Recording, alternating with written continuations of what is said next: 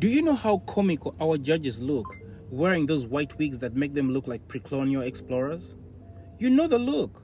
They're seated there in those puffy robes trying to embody a system that was never designed for us.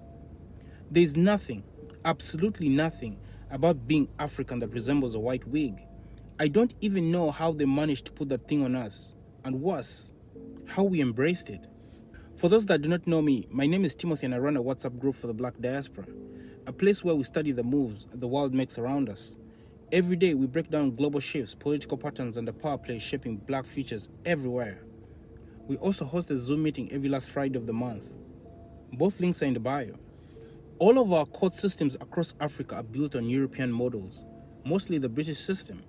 And somehow, we forgot that for thousands of years, Africans were perfectly capable of solving their own problems. We had elders, we had councils, we had traditional courts, we had restorative justice systems that kept communities intact, not divided. The colonial powers understood something. If they could control our education and our court system, they could control the African mind. They could write themselves in as the standard and write us out of our own world. And they did, expertly. President Ibrahim Traore of Burkina Faso recently made a symbolic move that shook people. He replaced European-style judicial forms with garments made from Faso Dani Fani, Burkina Faso's traditional hand-woven cloth. Now, let's be accurate. Burkina Faso judges never actually wore the British-style white wigs. There were no wigs to ban. But the symbolism still stands. Traore removed Western-looking courtroom attire and replaced it with African fabric to send a message, not to Europe, but to his own people.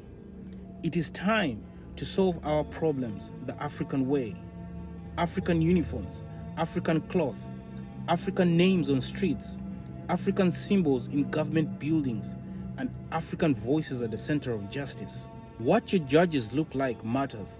If your legal system looks foreign, your people will subconsciously believe that only foreigners bring justice. Traore understands something simple but powerful. If you change a uniform, you change a psychology. If you change a symbol, you change a nation. And if you reclaim your identity, you reclaim your destiny. So before I go, this isn't about fashion.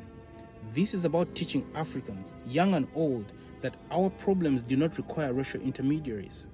We can solve them the same way our ancestors did, with our wisdom, with our culture, and with our leadership.